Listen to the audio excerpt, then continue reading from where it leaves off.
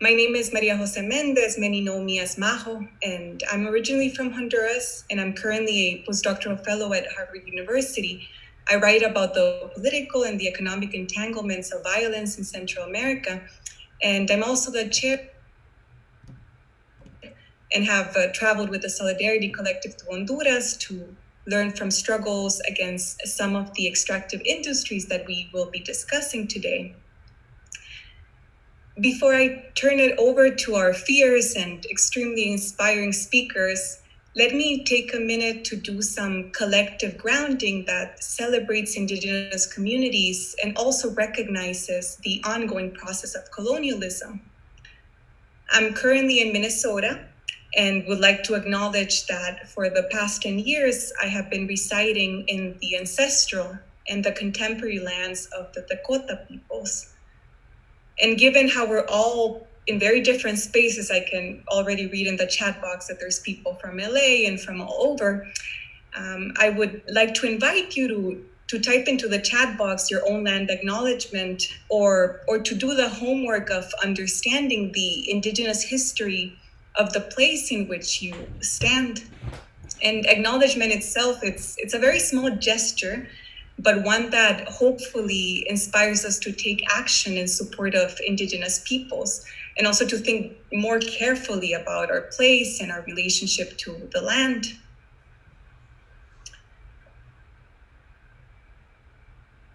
I see there's people from Minneapolis. We have, go ahead, and I will continue, but I invite you to type into the chat box where you're located. So why are we here? Across the Americas, Indigenous communities are resisting the militarization, the destruction of their homelands. And today we have the honor of hearing from two frontline Indigenous leaders who live the struggle today. Bertha Zúñiga Cáceres is the general coordinator of Copinh, which stands for the Council of Popular and Indigenous Organizations of Honduras. And Tara Houska is the founder of the Line 3 resistance group, Giniw Collective. Both are here today to share their experience and their wisdom with us and with each other, recognizing that Indigenous justice in the Anishinaabe homelands in Minnesota and in the Lenca territories in Honduras are connected. Now, for background, we're going to start with two video segments that provide some understanding both of the Line 3 movement and the work of Copinh. And this will be followed by a brief introduction with Tara and with Berta about their work and their life in the struggle. And later on in the program, we will also be joined by Representative Ilhan Omar, who will be our moderator. Also, if you have any questions, please type those into the Q&A space right below.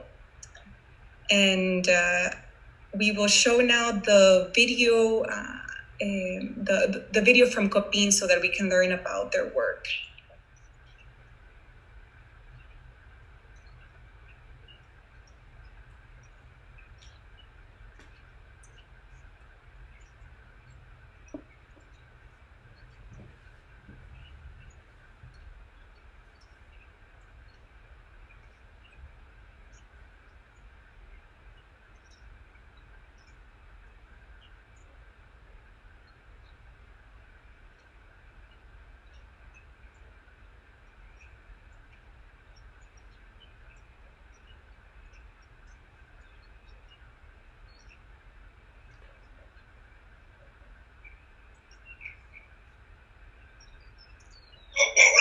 Muy buenas tardes, tengan todos y todas. Desde aquí en la cabina de Radio Guarajambala y Radio La Voz Lenca, Good afternoon to everyone from the Lenca Radio. We want to tell you what the Berta Cáceres Act is and what it means for the fight of the Lenca people.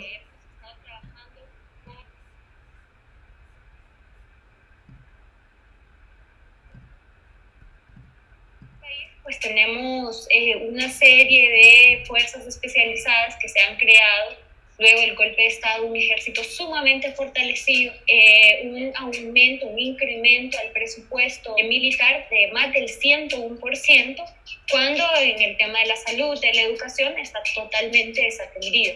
Lo que sale a la luz tiene que ver mucho con lo que la misma ley describe, que es corrupción, violación hacia los derechos humanos y principalmente quienes estamos protegiendo la vida, los territorios, los ríos.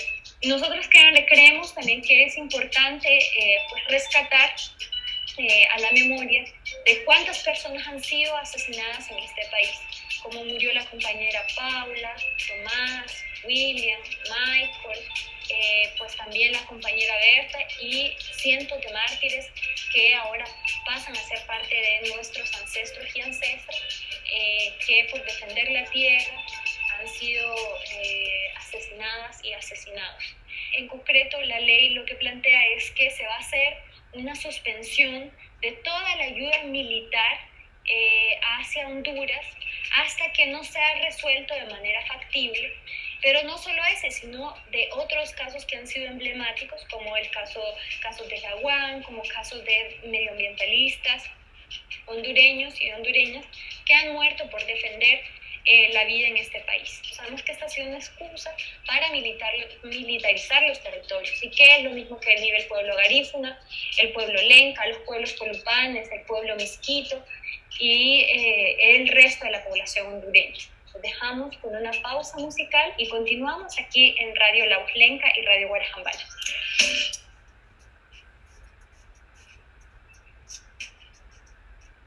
No más injusticia de ninguna clase, no más secuestros, no más masacres, no más robo, no más corrupción, no más violencia, no más manipulación, no más hambre, no más miseria, no más asesinatos, no más tranquiloteo. What we just watched was from our friends at the Mutual Aid Media, and you should all check out their recent film festival, which includes La Lucha Sigue about Honduras, and also other films that connect movements in defense of life. I know there was a slight delay, so if you want to watch it, just check out Mutual Aid Media. I'm just reading the messages in the chat box, and it's very exciting to see friends and relatives from Cuba, from all over the United States, Hawaii. Very excited to have you all here. And let me now turn to Berta. Berta, I can't see you. I can see your name. Maybe you can turn your video on.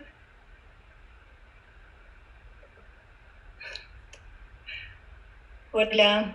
Hola. Hello. Berta, thank you so much for being here today. Can you tell us where you're calling in from, and also in your own words, tell us a bit about yourself and the struggle in Honduras? Bueno, un saludo para todas y todos. Greetings to everyone. It's a pleasure to be here this afternoon and to talk about the resistance and the struggles and the hope that we have on this earth. My name is Bertha Zúñiga, and I'm the general coordinator of Copinh, which is an organization that has been leading the struggle of the Lenca people in the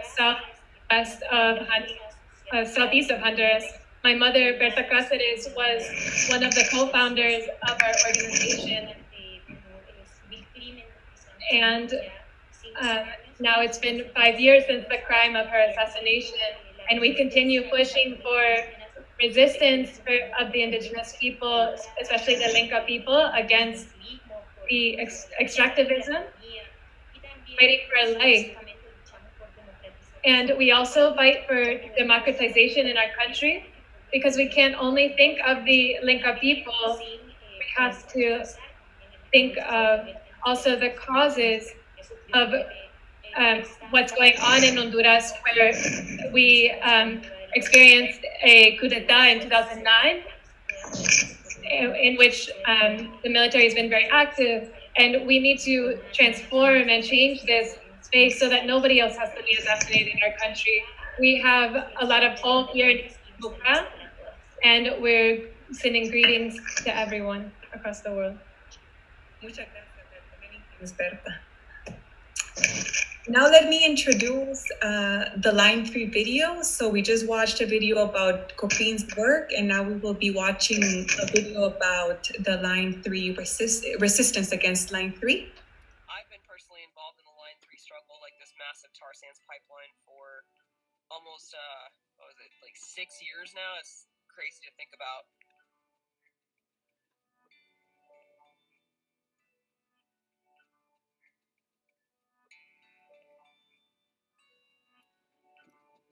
So what's it like on the ground?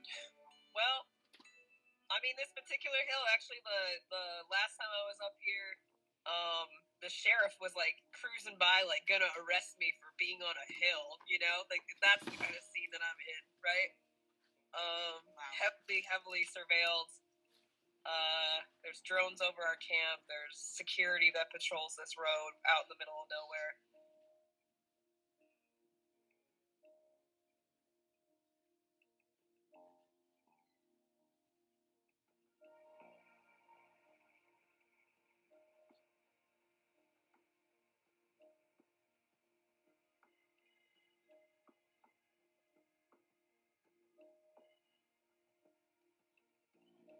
People usually don't really know what's going on until folks start getting hurt and you start seeing like a standing rock, you know, where it's like people being maced and like, you know, tear gassed and all that terrible brutality.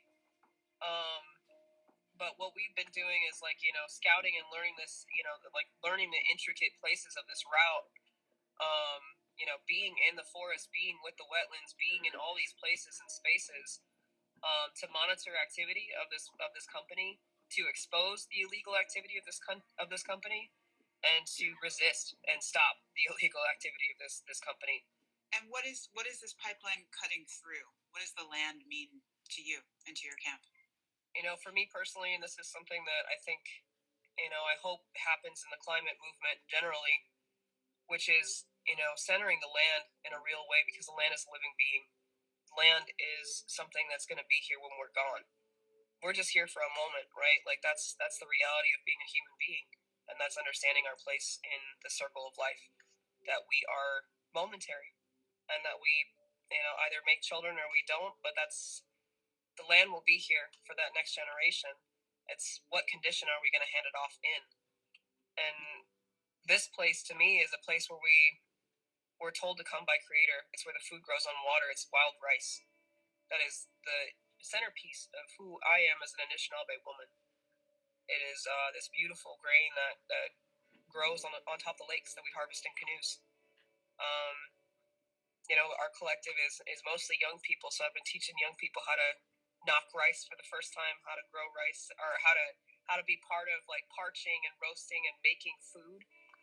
It's been really, really beautiful, but that's what I'm talking about. And so the pipeline isn't just like, you know, 50 coal-fired plants emissions every day. It's not just this massive energy consumption and continuation of fossil fuels and climate change and all that. It's also the eradication of culture. You know, a spill would wipe out the wild rice beds. And it's not just the spills, it's what happens when you're digging through a wetland. You know, what are you doing to the ecosystem in that area with all the sediment and all that? Not to give them any airtime, but who's the company, and are they connected to the banks? Yeah, of course. The company is Enbridge Inc. It is a Canadian multinational. It's the biggest pipeline, you know, infrastructure company in North America. It's one of the biggest ones in the world. This project is one of the largest tar sands infrastructure projects in North America. It is a massive, massive project. It's a company that's backed by Chase Bank, by Citibank, by Bank of America, by Wells Fargo. Those are some of the big ones. It's backed by the same offenders that you would expect to see. Chase Bank is the largest funder of fossil fuels in the world. If you ever want to learn more about divestment and that particular approach, which has been very effective at pushing these guys, at shoving them forward, because that's their money, right? Like, they might not listen to the morality of like eradicating our culture, but they will listen to money. They will always listen to that pocketbook, because that's what drives them, right?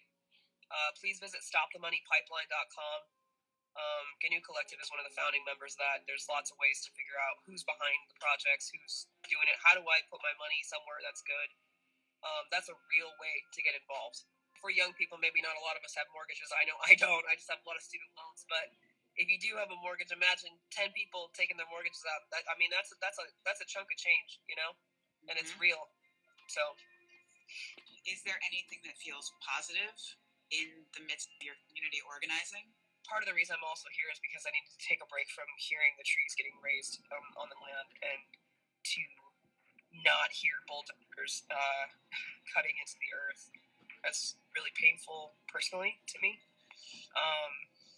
But there's also like this incredible amount of, just fire and beauty and power in seeing young people harvest wild rice for the first time, seeing young people up in trees blockading a machine from destroying the earth.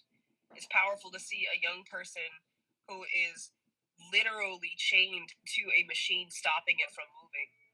That is power, and that is the amount of like reward you see on somebody's face when they've eaten food that they've grown, when they've stopped a multinational machine from working, even if it's just for a day, even if it's just for 5 hours. I mean, that is direct engagement. That is not incremental change, which is what most of the climate movement does.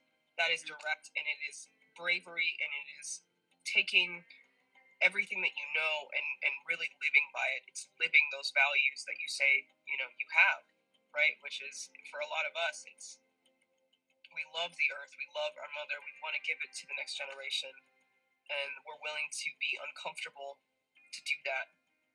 I mean, that's beautiful. It's a beautiful thing to see. The good news is that the video is online. We'll post the link on the chat box. And the good news is that Tara is here to tell us all about it. And Tara, thanks for being here today with us. Where are you calling in from? Can you tell us also, in your own words, a bit about yourself and the struggle against Line 3? Sure. Here's where I'm calling in from. I'm calling in from the edge of our resistance camp that's located about 200 yards off the proposed Line 3 route. I'm right next to the beaver pond that's on the west side of our camp. So it's good to be sitting here in the power of life and community. Like the beavers are always teaching us to try to do, is to make really strong community. Line 3 is just a symptom and physical embodiment of the struggle that's happening all over the globe and all over the world for Mother Earth. And as I was watching Berta's story before, or Berta, I mean, in a lot of parts of the world, land defenders are killed for this kind of work. I'm privileged to be in North America, where that's oftentimes not the case, or at least not overtly the case. Instead, we're criminalized and arrested and imprisoned. But yeah, it's a massive tar sands line out of Alberta, and it's absolute insane greed and lack of forethought for future generations, and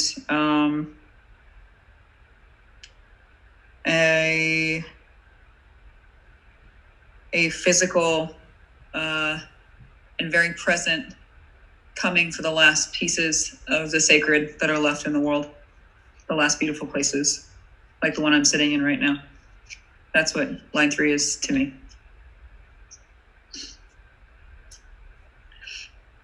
It is a beautiful place, the one you're sitting in and fighting to protect. Thank you, Tara. And now it's time to introduce our stellar moderator, Congresswoman Ilhan Omar from Minnesota's 5th District. Representative Omar has been a leader on labor, healthcare, immigration, environmental issues for those in the margins of society.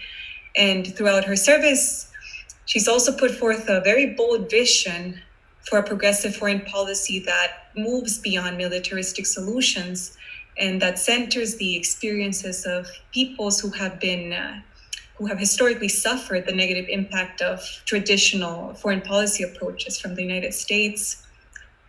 And evidence of this bold vision is her support for the Berta Cáceres Act, which, as we watched in the video from Mutual Aid, is a bill that is asking the United States to suspend security assistance to the Honduran military and police, both of which participate in widespread human rights violations. So let me hand it over to you, Representative Omar. Well, thank you so much, Maho, for this warm introduction. It's great to see you again. And thank you to the Solidarity Collective for hosting us tonight. Good evening to everyone. Berta and Tara, it's good to see you both again. And it's good to be here in this virtual space. I first met Berta in 2017 when I was in Honduras on a delegation with Witness for Peace. And I was with Tara and folks who were opposing the Line 3 construction in Minnesota just recently. One of the things that has struck me is how these struggles are connected and the real urgency, the real urgent need for us to organize across borders. So I'm especially grateful to be here this evening with these two incredible leaders to try and build on some of these connections. I wanted to start with some big picture questions. Some of the folks who are with us tonight might not be familiar with the struggles you and your organizations are facing these days. Can you explain why you are fighting and what are some of the challenges you all are facing? And maybe we'll start with Berta.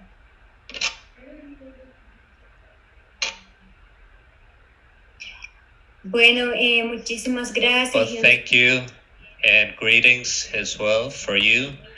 And yes, it's been very important, all the accompaniment that we've had for our process, because we live in a country where there is a lot of impunity, which has also been the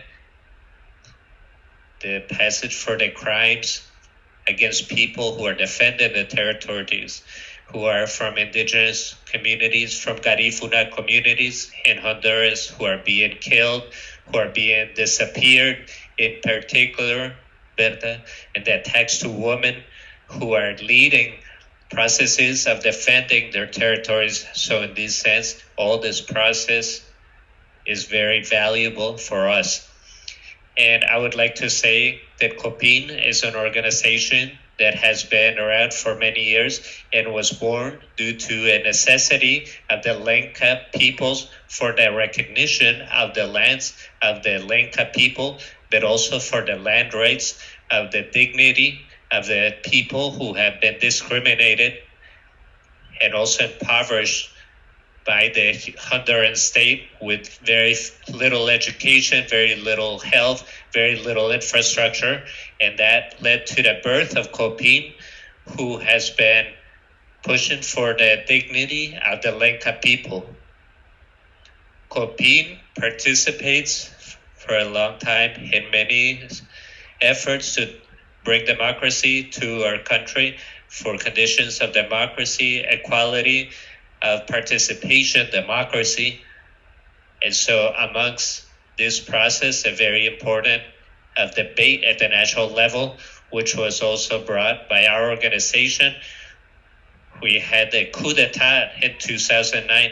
This coup d'etat was a rupture of democracy and it's practically the entrance or the beginning of the deepening of violation of human rights, militarization, and promotion of extractivism as a base economy of Honduras.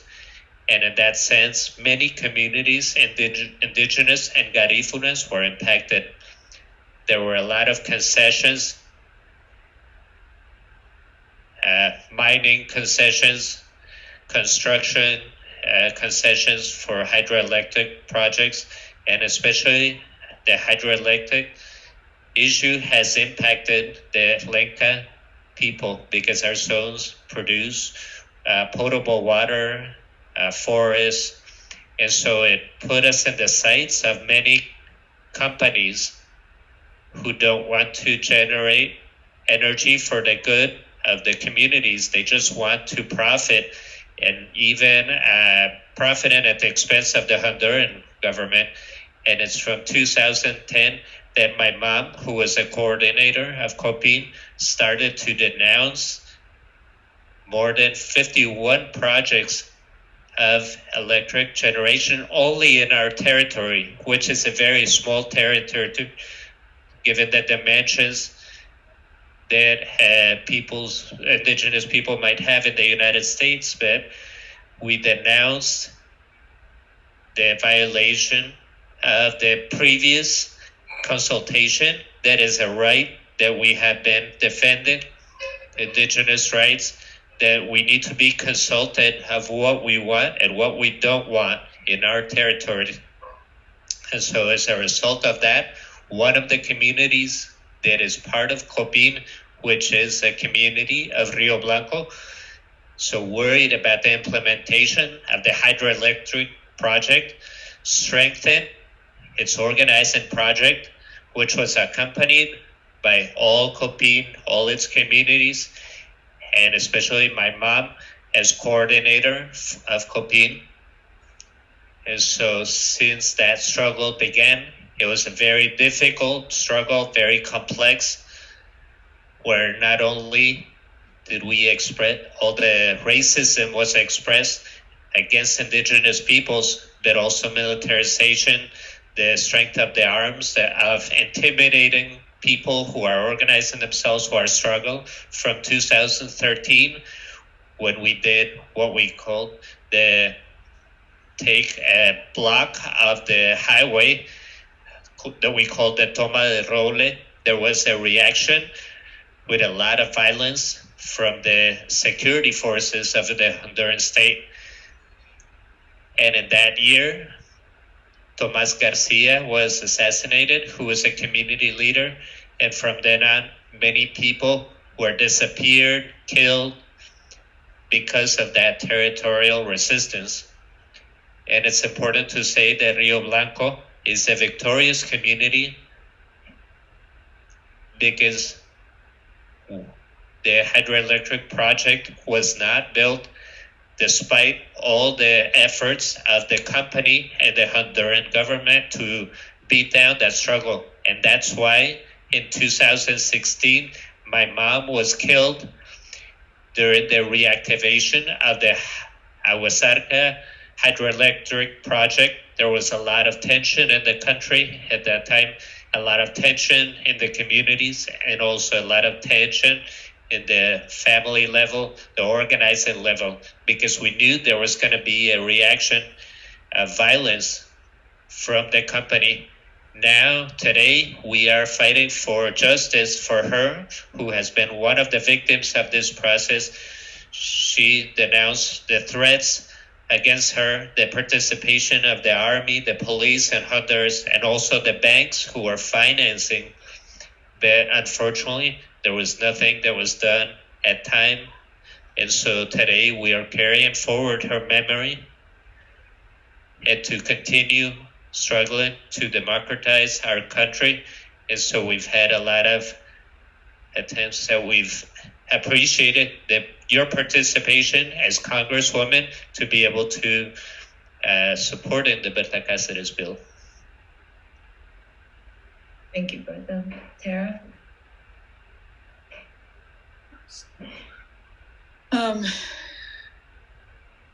Yes, there's some background, I guess, on this. Just processing everything that's being said by a land defender that's somewhere else in the globe where this work is much more deadly. I know it might feel and seem like a watered down kind of land defense that's happening here, but I see so many similarities with the issues at play and who's behind it and who wants it and who the actors are and all the different methods and ways that they do these things to suppress and oppress Indigenous people. So you've got a situation in which you are the groups of people who were systematically oppressed, genocided, killed, relocated, and put into these places and spaces that no one wanted. Now, because of the extractive economy that's happened at incredible rates all over the United States, they're coming for those last pieces, or tacitly just throwing through, all these projects, these impactful projects through our territories, because we still apparently don't matter to the American democracy or government or societal way of life. We're the places and spaces that are out of sight, out of mind. They put the mines here, the pipelines here, there have been multiple dam issues that have happened where they flooded Indigenous homelands. All those same ills that Berta was talking about are happening here. And then those issues also that are overseas, oftentimes the United States is directly involved in those, right? Like they're directly involved in the colonization and oppression of people around the globe for the minerals and resources that they want, or that the companies they support want. So it's just, it's a perpetuation of the problem elsewhere and what they can get away with, right? That said, obviously there are incredible defenders that are working within that system, like you, Representative Omar, and others who are pushing back and trying to create a progressive path forward and a way towards justice, and taking those words, we the people, and expanding that definition much more broadly than the original slave-owning white men that made them, right? Like we're trying to make this about everyone receiving justice, everyone receiving equity and respect and dignity and humanity. We are still in a place where so many people across this country are considered sacrifice zones, where they send the pipeline through, or first they do the mine in Indigenous territories up in Alberta, this project. Up in Alberta is where they pull it out next to First Nations people. Then it gets sent down through Indigenous territories all along the way to refineries that are oftentimes in Black communities, brown communities, the people that are then forced to breathe in this air, this toxic air, and all along the way spreading cancer and degradation. There are 5,000 workers that are up in northern Minnesota right now. They're about to take a planned break because of the wetlands actually being too soft for their heavy equipment. That's who they're working around the schedule of the earth in some ways, and they can't avoid that. But it's quite frightening, at times. And there's already been a sex trafficking ring that was busted up in northern Minnesota. We knew that was going to happen, and it did. We're bearing the brunt of these extractive economies and this lack of vision for trying to save ourselves from destruction and trying to move into a different direction. The over-policing has been incredible up here. We've had, just today, someone just got pulled over just now on our dirt road. Someone got pulled over a couple days ago. They got thrown in jail for it. The Hubbard County jails up here in northern Minnesota, population 2,000. They've been strip searching folks, throwing them into wire cages, dog kennels to dehumanize them, and all that stuff has been happening here in northern Minnesota. We've got a sheriff that I can see if I walked on the other side of this brush here. There's 2 sheriffs parked there watching us round the clock now, watching our camp round the clock and billing the company directly for it. So that's the precedent that's being set here in the Line 3 struggle, is that the Enbridge Corporation is not doing the backdoor deals, which is what a lot of companies do to pay off the cops. They're actually financially bound to the police agencies along with the state's consent and oversight. So the state is overseeing the public safety escrow fund that Enbridge is filling with money, and police are billing every single time they arrest us, surveil us, target us, I mean, anything involving Line 3. So we've got now police showing up from all over the state. Just last week, we had someone from Le Sueur County down in Mankato. I mean, they're everywhere, and they're here to protect the pipeline, and they're here to protect Enbridge's interests and do everything they can to suppress the indigenous people of this land who were here before Minnesota, before the United States. That said, I mean, the resistance has been incredibly powerful, and I think based on what I've seen recently and the doors opened into the White House and into other spaces and places, despite their best efforts to suppress and quiet us, we continue on, and we're being heard. You know, it's a brave thing to crawl into a pipeline when it's 40 below zero outside because you care so much about someone that hasn't been born yet. It's a powerful thing to chain yourself to a literal machine that's trying to destroy the earth in front of you. And people resonate with that. You know, I think the pandemic has made us think about what we value. We value life. We value each other. We value our families and what really matters. And on top of it, climate is the number one issue for all these young people, right? Like, they're literally fighting for their futures, literally. So yeah, I'll leave it at that. And that's back to you. So I guess, you know, we'll come back and maybe dissect some of the police related issues that you both have raised, but I wanted Tara to have you expand on what is really truly at stake if these extractive projects were to move forward for the community itself and the environment. Yeah, I mean, with this specific project, it's, you know, the reason that I'm here, this is 3 hours south of where I'm from, but it's part of our people's territory. It's quite large. We're all around the Great Lakes region. It's wild rice. Wild rice is the sacred grain that Creator told us to come here for. We came here 6,000 to 8,000 years ago because we were told to go to where the food grows on water. And this is where it grows. It's the only place in the world that it grows, so we're here. Line 3 passes right through dozens of these wild rice beds. And so we're talking about cultural genocide, cultural eradication. That's part of what's at stake. With the influx of all these people from out of somewhere else to destroy the territory that's not their own, there's the risks and human costs of what that means, right? It means violence goes up. It means sex trafficking happens. It means all these societal ills also happen. It looks like Enbridge actually has sued the counties for back taxes and won. So like now all these counties that have tacitly endorsed Enbridge and greeted them with open arms are now owing them like $55 million. That's something. But to me, a lot of this is about climate change and also about the perpetuation and continuation of violating Indigenous rights and acting like Indigenous people just don't matter when we are at the foundation of the creation of the United States. The United States exists because we signed treaties with the United States. Just because those treaties have been violated since they were signed doesn't mean we keep violating them. You know, we shouldn't even be having this issue because we said no. So clearly we said no.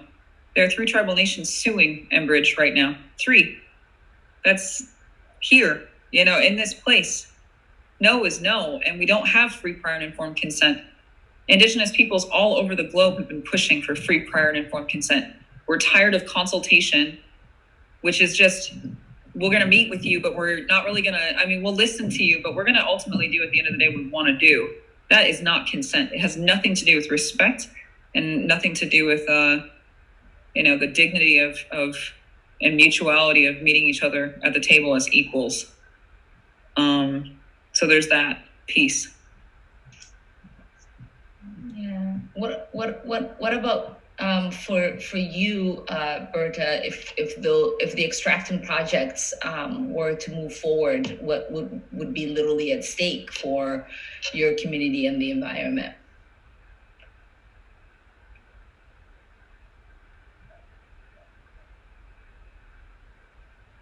Well, for us, we are defending the rights of our environment and also the rights of those who are protecting the environment, which are the indigenous peoples in most cases around the world. So logically, the Gualcaque River is the sacred river within our Lenca cosmovision. And the companies, the banks, the institutions of the Honduran government, they recognize that, and there are rights in the Honduran Constitution about the rights of rivers and indigenous territory. And even though the company hasn't been able to move forward with their project, because of everything that has been open as far as judicial processes against the company, but they are not recognizing our rights to the river.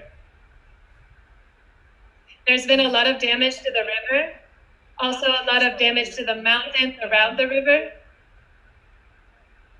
There's been a lot of landslide. The company supposedly was going to do a reforestation project, but that never happened. And that was very important for the health of the mountains because it was very deteriorated, including one study that was done by the government institution that was in charge of analyzing the environmental impact declared that it was not a viable project. But despite that, the resolution of the government was that they would approve the project and that it would be a priority project. And so, of course, this project has a really strong effect against the environment. And the other piece is that they continue to ignore the rights of indigenous communities, and specifically the Lenca people. Our rights continue to be violated again and again. And we've had many community assemblies where we have rejected this project. And we continue fighting against it, even though there is so much violence against us. This project brought violence to our community.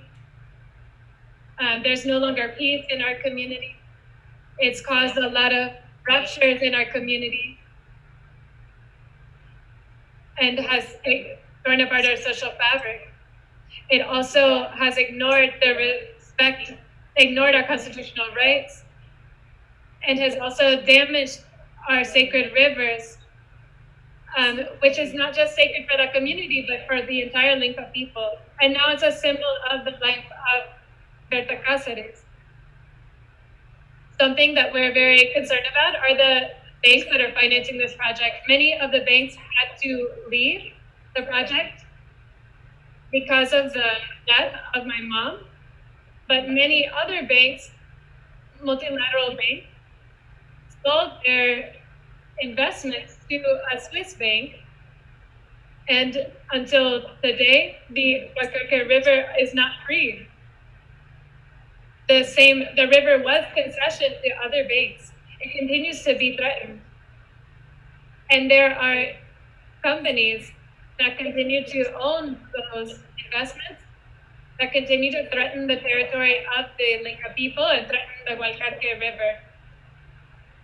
They still have permission to exploit that river for another 50 years. And so we have to continue organizing to defend the river and also to recognize the rights of the community of Rio Blanco as a victim in this process.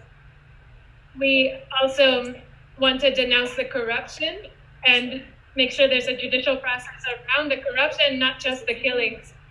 This is a pattern that we see in Honduras of authorizing the exploitation of indigenous communities, resources in indigenous communities by irregular means. We are also demanding the demilitarization of our territory. And so justice for the Lenca people is the way that we will reach peace, our rights of our ancestral territories, and the rights of our rivers. And that's what we're fighting for. I know that Berta, both you and Tara have referenced both international laws that exist to protect indigenous folks and national laws, because we also have that here in the United States in regards to what the indigenous community that Tara belongs to are fighting for here. But it seems like these projects keep getting built through indigenous lens. And I'm wondering if you would agree that the legal and the treaty protections are not really working, and I'm wondering if you have suggestions on ways to strengthen them, or if there is something else that needs to get done. And this is to both of you.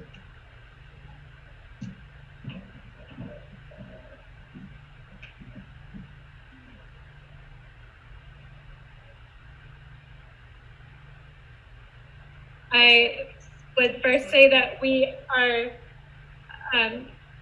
it's unfortunate that we have had to fight so hard, and Copinh has been a big part of that work, fighting for the Convention 169 of the International Labor Organization, and Copinh and Ofrene and other organizations of Maya Treaty communities in Honduras have been fighting for those rights. Even though Honduras did ratify that treaty, it has not been respected for indigenous people. And that's not because there aren't enough laws. There are plenty of laws, but they are inconvenient laws. The fight of the indigenous people is also inconvenient to their model of development. And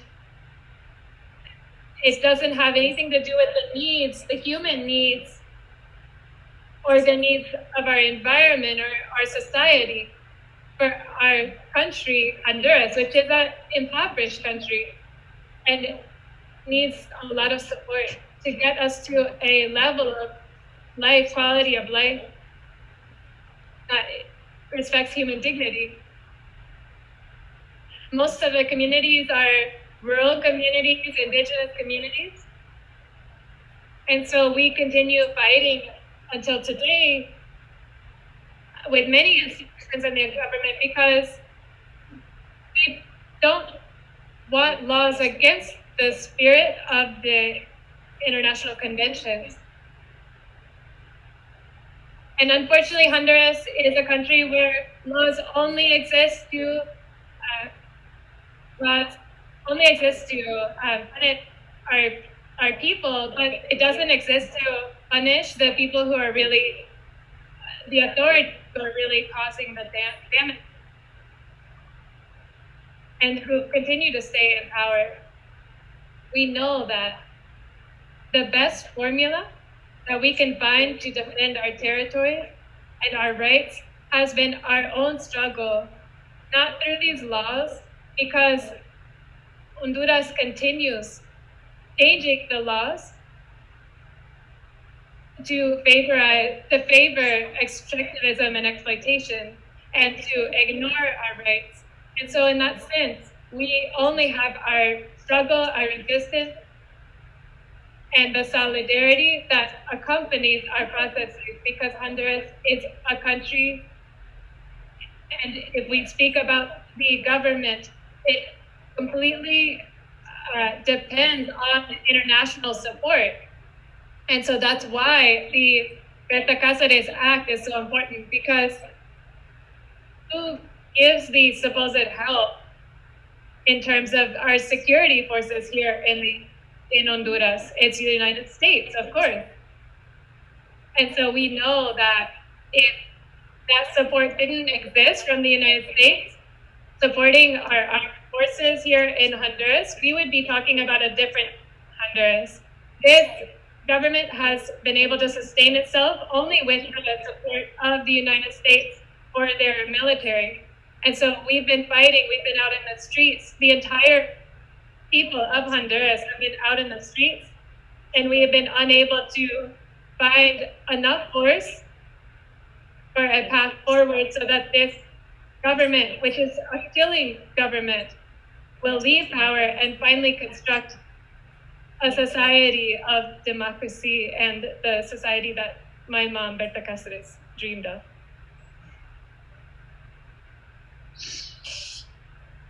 On the legal front here, I mean, I touched a little bit on it. Quite frankly, the United States has become far too accustomed since its existence to violate blatantly the treaties that they signed, the contractual agreements and obligations that they have for the existence of this country. There have been some steps forward very recently, like the McGirt decision out of the Supreme Court. It talks about the eastern half of Oklahoma being Indian land, and the fact that just because we've been violating treaties this long doesn't mean we should keep doing it. That was a shocking opinion to read. I think Indian law scholars will be reading that for decades to come, assuming we have clean air to breathe and water to drink for that long. There's also been the recent confirmation of Secretary Deb Haaland, who now sits in that cabinet position overseeing the Department of the Interior. I'm very hopeful to see what that looks like, to know that one of our own people is finally sitting in a U.S. cabinet position for the first time since this country began. She will have an enormous amount of influence, and what I hope to see is delegation of extremely paternalistic oversight of Indigenous affairs, the watering down of tribal sovereignty that's happened again and again and again by the federal government. To me, our future is Indigenous sovereignty. It's that we have and you see this in some places that have really robust legal systems and courts and judiciary codes and traditional codes. These people are violating the rights of our land and our people, so why can't we haul them into our own courts like any other state in this nation, like any other sovereign? States are quasi-sovereigns, and that's apparently what they've decided that we are too, according to the Supreme Court. But I'm hoping to see an Interior Department that pushes not only their own agency, but other agencies to fully respect the autonomy of Indigenous people and the agency and sovereignty of Indigenous people. To me, that's not just a path forward on, our future and our own rights and our own equity and justice and respect as sovereign nations, but it also plays right into the question about, what do we do as a global community? What are the answers? Everyone's always pointing to something else. So it's going to be solar panels, or it's going to be wind turbines, or we're going to, move into we're going to do nuclear energy, right? Like they're always looking for some type of solution. When to me, it's very clear that 5% of the world's population, which is Native people, hold 80% of its biodiversity. We hold that 80% because of our deep connections and ties to our land. We recognize the earth as a living being that she is. That mindset has brought us to this place that we are now, which is that we hold 80% of the world's biodiversity. So it seems to me that strengthening land rights and sovereignty is in the best interest of humanity, not just in our best interest. It's in the best interest of our survival as a human species and what kind of world we want to have. We're already in climate crisis that's already happening. So what are we going to choose to do in these next 10, 15 years that are absolutely critical as to how bad the problem's actually going to be? I mean, my sister here she's talking from a place that sees climate crisis regularly with the hurricanes and the extreme storms that are happening.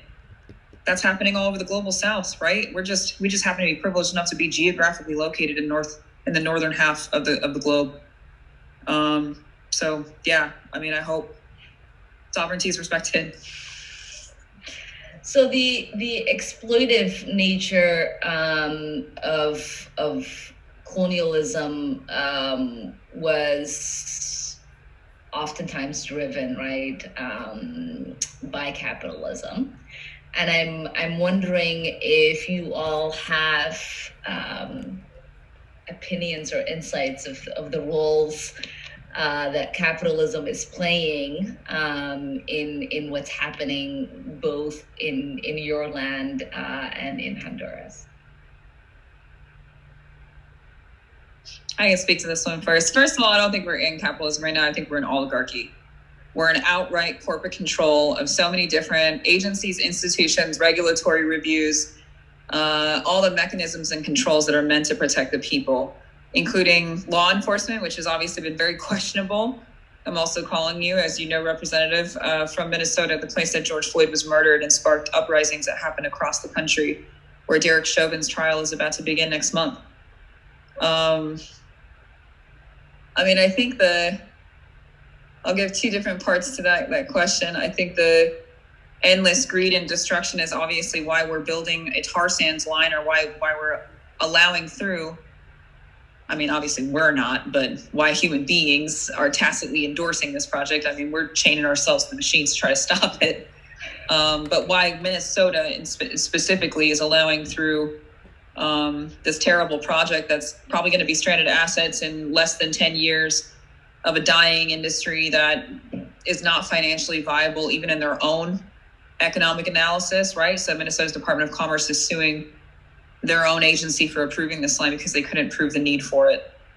I think that has everything to do with corporate control and influence, and their outright refusal to let go of their old way of doing things, the status quo, and the ease of continuing to extract instead of building.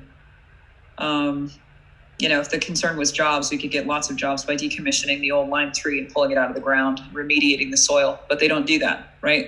That's just not even a thought. And it's almost like accepted in the population too, that that's not a thought. We don't make these companies do those kind of actions. They don't have to take care of the communities they destroy. They just destroy. And we're supposed to allow it and just sign up for a job. So there's that piece. I think also in movement, I see capitalism emerging simply by the fact that land defenders tend to be few and far between. We're the people that are putting ourselves directly on the line for the earth, while so many of the energy-driven solutions and the resourcing of how we're going to solve this problem, this massive problem created by oligarchy, is being led by those that are not in community with the land. So I see that there also. We've somehow made it to the stage that we're capitalizing on our own movement, which is not a healthy movement. It's not a path forward. Thank you, Tara. Bertha?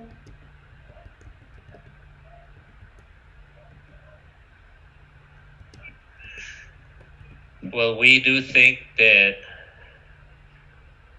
there's a dispute on the issue of what is the center of everything, if it's economic profit or if the focus of everything is a life, dignity, the respect of the common good and nature. And that's precisely what we're seeing here, in particular in the Lenca peoples, many indigenous peoples, has to do with the energetic issue. Capitalism needs so much energy to be able to operate, to be able to function, to be able to exist, basically. And so we see that the people that we least contaminate, that we less consume, are the ones who are paying the most this thirst for energy, because obviously oil is going to run out, natural gas is going to finish, and capitalism is getting ready for that energetic transition, which is being lived in the world, not only here. And that's why we say that this energy, because there's hundreds of hydroelectric, solar, mining projects, all kinds of things, it's not only it's not for the 9 million people that live here in Honduras. It's not for us. It's for that capitalism to deepen that pillaging of nature, to make more mega projects, to practically to deepen the profit of a few for on top of the lives of the majority. So we think that that's something that we have to keep in mind, because it's always said that for indigenous people that we're anti-development, but that's not true. We've been for over 500 years waiting for that development that has never arrived, and be paying with our lives, with our peace, with our thirst for life, and that logic, mercantile logic that is coming with it. So with this economic or ecological crisis that we live in the world, it's important to rethink the human paradigms. And in Honduras, what we have is that we don't have any law that is really worth it, or human life that is going to get in the way. So we're seeing a deepening of a situation that's being lived in the whole world. So we see a state that's connected with the drug trafficking. Everybody sees it. Organized crime is able to operate without impunity. The companies are in league with organized crime. So we're seeing things maybe a little bit worse, but this is seen everywhere in the world. So this struggle that we see from humanity, we have to have new horizons, new perspective at life. We know that there's a consumerism that has no limits, and it has an impact on nature.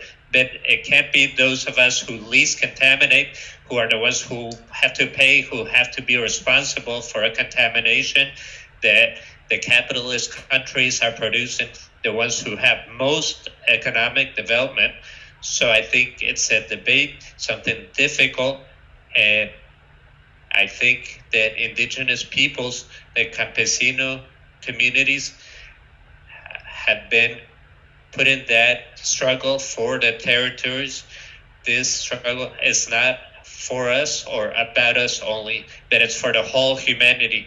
So in that sense, it's urgent, this call that Tara is making to us, that this call that the peoples are making to resolve that conflict, because that conflict is bringing a lot of violence to us. We need to change those paradigms. We need to do something very big and very difficult, but we know that that's the correct path. And even though it's going to be a hard path, that's the way it is. We were born here, we were born in this world, and now we have to face this situation and see how we're going to find the right path in a smart way, intelligent way, articulate, and also with the hope, because we know that capitalism, racism, patriarchy cannot rob our hope. It cannot rob our hopes, our urgency to transform life, and all of that. Symbol, Berta Cáceres is a symbol of all of that.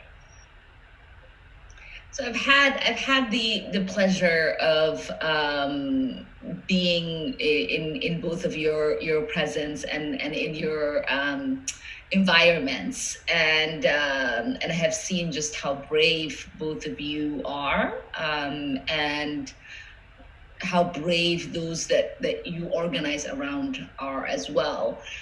But I've also seen both in Honduras and in Minnesota just how militarized the police have gotten, and how both of your communities have been criminalized just for protecting water and land. I'm wondering if you are seeing, or if you could speak to just the specific vulnerability that it's created for your communities, because I know that your movement is disproportionately led by women, both in Honduras and here in Minnesota and in the United States by and large. What particular vulnerabilities are being created because of that and the police state? I feel like that's a loaded question, but you get what I'm asking. Yeah, since we're not being openly assassinated, I'll open up with what the beginning stages of militarization look like. And I mean, I think we're clicking along pretty well here in the United States when it comes to militarization of both the movement for Black lives and indigenous-led struggles of protecting the earth. I mean, we're seeing some pretty violent, dangerous responses, as opposed to the kind of response that white supremacists get when they attempt to overthrow the Capitol. There's there's a perfect example of what it looks like when you're coming from a different community. So, I think, these movements are being led by women all over the world. And I see that a couple different ways, which is the balancing that needs to happen of humanity, the balancing of the masculine and the feminine, the balancing of matriarchy and patriarchy. We are deeply out of balance with so much of nature, and that includes those pieces. We're trying to right that balance, and the women that are life givers and or identify as women are stepping forward into these spaces with their perspectives, with the perspectives of the community over the individual, the next generation over the current, the seventh generation over the now. But with that comes like some very serious targeting of Native women, of women of color. So myself, Winona LaDuke, Tanya Abed, all outward-facing people in this current fight to stop Line 3, were just issued summons for gross misdemeanor trespasses. So charging with all kinds of things, trying to stop us and suppress us and quiet us down, to frighten us and deter us from protecting our own land. I mean, I think the notion of being charged with trespass as an Indigenous person is pretty ridiculous to begin with. But it's very intentional. And I've seen that through the targeting that's happening on the ground. So the people that are getting pulled over, the people that are being surveilled the heaviest are Native people, Native women in particular. Like Winona is surveilled at her house. So are some of the Native women that work with her. I'm surveilled in the private land that we're living on. And just the other day, we had Department of Homeland Security helicopters that buzzed our camp, is how the sheriff described it. Apparently, we're a huge immigration risk or something like that as an Indigenous-led camp. Or what I think actually is the situation is they're just trying to frighten us and intimidate us into stopping. The level of surveillance directly on a personal level has been incredible. I mean, I've had my windshield smashed by people that are working out on the line. I've been chased down roads or whatever by people that are trying to frighten me and make me feel like they're going to run me off the road or kind of something like that. I mean, we're in rural spaces, as Berta described. I mean, that's where Indigenous people often live, is in these rural places, or we've been relocated to cities. And I think that targeting is very intentional, and it's very directed, because they know that women are the backbone, as we're so often called, of movement and of our families, of our communities. The people don't stop unless their women's hearts are on the ground, right? And our women have been fighting in all communities since colonization began, since whether that's being colonized, being relocated, being forcefully moved around the globe. That's been our experience, or fleeing from these places and spaces too. So yeah, I think, and we've got a missing and murdered Indigenous women and relatives issue here in Indian country. It's an epidemic of women going missing, murdered, their cases not being investigated or being investigated and ultimately not leading to justice. Less than, I think the rate is like 7% or something like that of actual prosecutions by the feds. They stripped away our own authority to prosecute non-Native offenders. And these people that come in from out of state know that, whether it's sex trafficking or whether it's human trafficking or extractive economy, they all know that we're at serious risk for that, and they exploit it on the regular.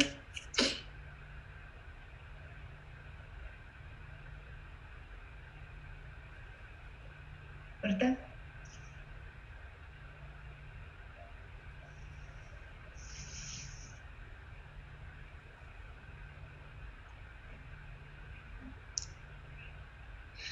with that, just want to say briefly, for us, the militarization has meant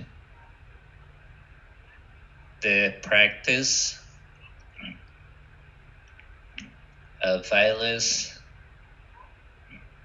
of stripping our lands, the expulsion of our lands, and that the army is a structure that operates official.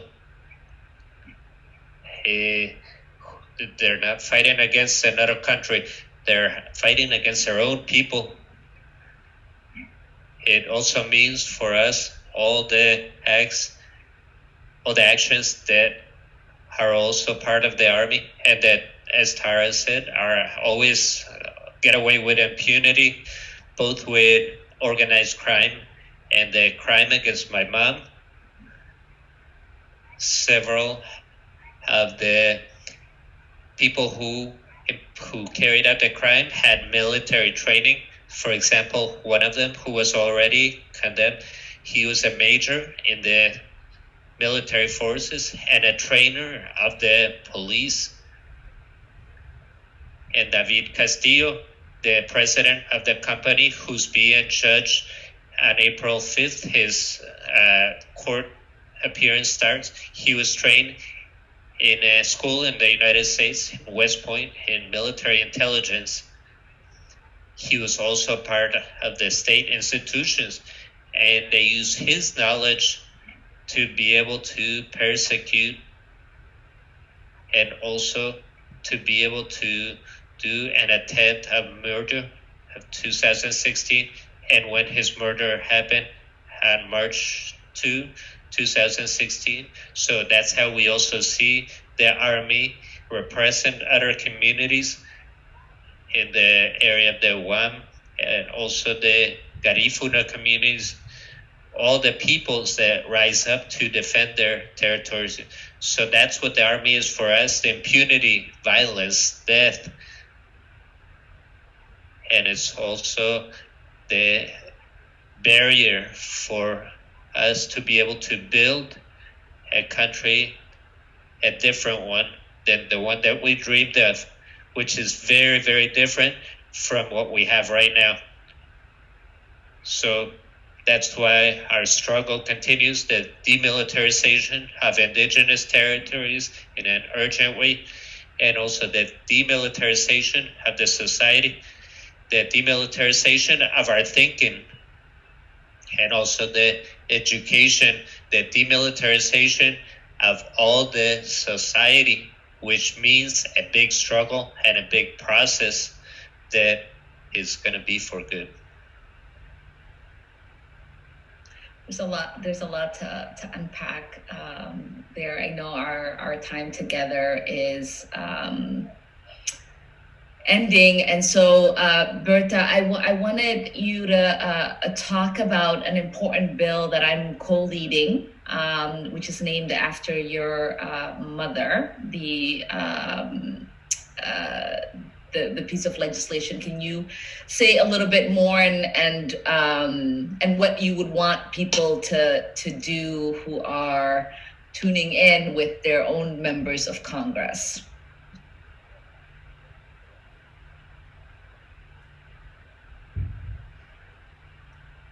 Yes, the Berta Cáceres Act for Human Rights in Honduras is one of the initiatives that we have been able to have in the last 5 years of the struggle that we've been fighting for justice for my mom.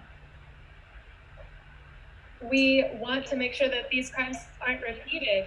It's been one of the strongest initiatives that we've been able to push forward that will really produce a reaction and has helped to clean out the structure of the state in Honduras, because they didn't want to do anything. They said that Berta Cáceres had been killed because of some other reason. But we've been able to keep pushing for the judgment of the intellectual authors of these crimes, And we know who they are, but they don't want to judge them because they're part of the oligarchy and they are powerful people in this country. So if we can threaten with cutting military aid that the United States gives to Honduras until they're able to bring these cases to justice, like the assassination of my mom, the assassination of other social leaders in the Agua 1 area, and other places where we've seen military personnel implicated in these assassinations. And so that's been one of the strongest actions we've been able to take against these abuses of power, and are really pushing forward progress in our country. And so that's what gives us the hope that we will be able to reach justice for my mom and so many others. Yeah, thank you. And I think every year support grows for it. So if you're tuning in and your member is not signed on, please give them a call and ask them to support this piece of legislation. So Berta, her mom, and the indigenous folks in Honduras can have justice. And Tara, I know that after my visit, I sent a letter to President Biden to stop Line 3, because we know that he was able to stop the Keystone Pipeline.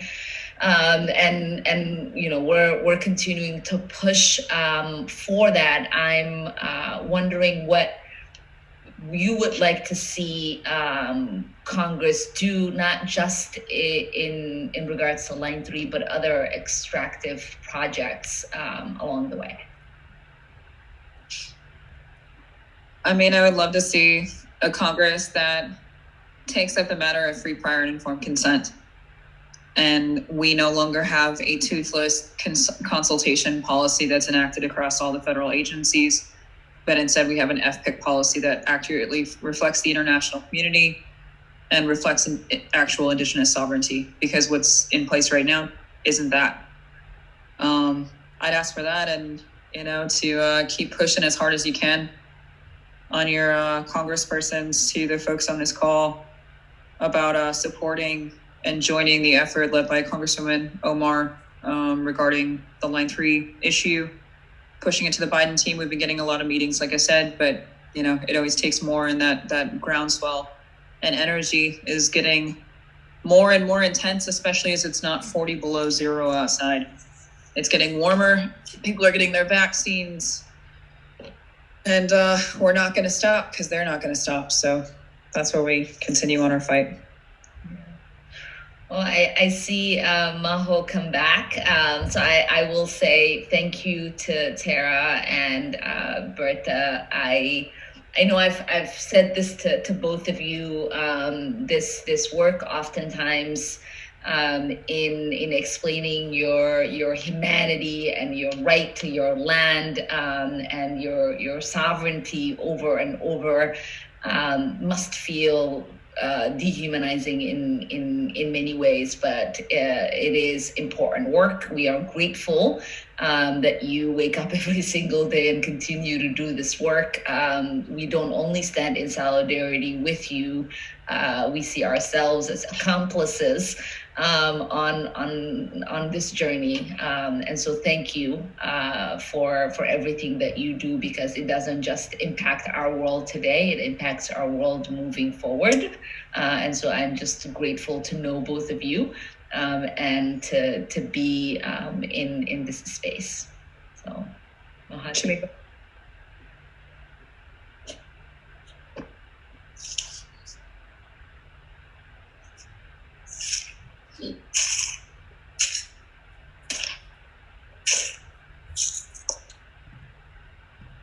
Are facing, and these are struggles that, as Tara and as Berta mentioned, are fighting in planetary terms. They're fighting for all humanity, not just for indigenous peoples, and also for our non-human relatives.